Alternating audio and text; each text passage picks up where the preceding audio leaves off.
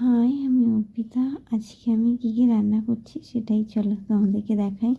তো আমি কারি পাতা দিয়ে ডাল করব, তাই গাছ থেকে কারি পাতা নিতে আসলাম। গাছটা খুবই ছোট, মানে কিছুদিন আগেই নেওয়া হয়েছে, গাছটা কিনে এনেছি।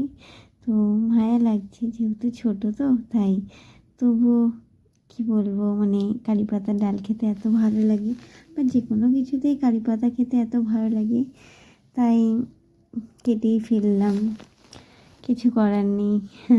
কিন্তু মজাও আলাদা যে গাছ থেকে মানে কোনো শাক সবজি যাই হোক ফল, মানে সেটা দিয়ে রান্না করা বা খাওয়া খুবই আনন্দ লাগে, ভালো লাগে। তার টেস্টটা যেন অনেক অনেক মানে গুণ বেড়ে যায়। এদিকে আমি ওয়াশ করে নিলাম কারি পাতাটা, আর ডালটা সেদ্ধ আমার হয়ে গেছিলো, তাই আমি হয়তো অল্প একটু তেল দিলাম আর অর্ধেক পেঁয়াজ দিলাম। তো পেঁয়াজটাকে একটু ফ্রাই করে নিচ্ছি। একটু যখন মিডিয়াম ফ্রাই হয়ে যাবে তখন আমি মানে কারি পাতাটা দিয়ে দেবো।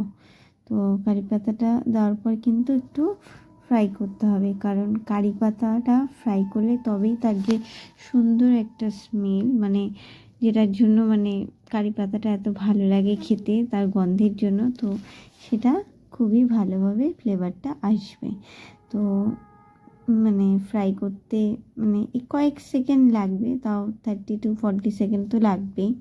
তো সেটাই মানে একটু পরপর নাড়তেও হবে যাতে পেঁয়াজটা পুড়ে না যায়। তো পেঁয়াজ মানে পুড়ে গেলে কিন্তু ভালো লাগে না, আমার তো ভালোই লাগে না। তো পেঁয়াজটা আমার প্রায় ফ্রাই হয়ে গেছে, এবং কারি পাতা দুটোই, কারণ স্মেলটা ভীষণ সুন্দর আসছিলো। তো এদিকে আমি ডালটাও, যেটা আমি সেদ্ধ করেছিলাম, একটু জল দিয়ে দিয়েছিলাম তার মধ্যে, দিয়ে আমি ডালটা দিয়ে দিয়েছি মানে ফোড়নে। এরপর আমি একটা কাঁচা লঙ্কা দিয়েছি, বেশি ঝাল করব না তাই একটাই দিলাম। আর তোমরা চাইলে যে যেরকম ঝাল খাও সেরকম দিতে পারো।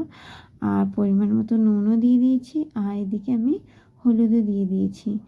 হলুদটা দেওয়ার পর আমি একটু ডালটা নেড়ে দিলাম। তো দেখো ডালের কালারটা কতটা চেঞ্জ হয়ে গেছে এবং দেখতে কতটা সুন্দর লাগছে। আর ডালটা কিন্তু খেতেও খুব ভালো হয়েছিল। এদিকে আমি বেসন আর চালের গুঁড়ো দিয়ে ব্যাটার রেডি করে রেখেছি। করব হচ্ছে আজকে আমি লোটে মাছের বড়া। আর এদিকে আমার মেয়ের জন্য ঝুরি আলু ভাজা করছি কারি পাতা দিয়ে। ও ডাল খুব একটা খেতে চায় না, তো ঝুরি আলু ভাজাটা দিলে তার সাথে ডাল দিয়েও খায়। এরপর আমি আলুটা কিন্তু একটু মিডিয়াম আঁচেই ভাজতে হবে, আর প্রায় 50% হয়েছে তখনই আমি নুন দিয়েছি। আর যত লাস্টের দিকে হবে তত কিন্তু ঘন ঘন নাড়তে হবে। আর দেখো কারি পাতাটা আমি দিয়ে দিয়েছি, প্রথম দিকে দিলে পুড়ে যেত, তাই মানে একটু লাস্টের দিকেই দিয়েছি, তাতে গন্ধটাও সুন্দর লাগবে আর কারি পাতাটা দেখতেও গ্রিন ভাবটা থাকবে, মানে ভালো লাগবে। তো দেখো যত মানে লাস্টের দিকে হয়ে এসছে, খুবই ঘন ঘন নাড়তে হচ্ছে, নয়তো আলু ভাজাটা মানে পুড়ে যাবে।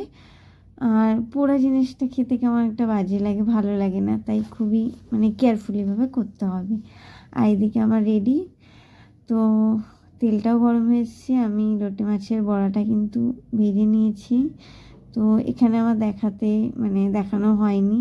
তো দেখো থালাতে রয়েছে লোটে মাছের বড়া, ঝুরি আলু ভাজা, স্যালাডে হচ্ছে টমেটো, ক্ষেতের টমেটো, আর এদিকে কারি পাতার ডাল আর অ্যাপেল আর কুল।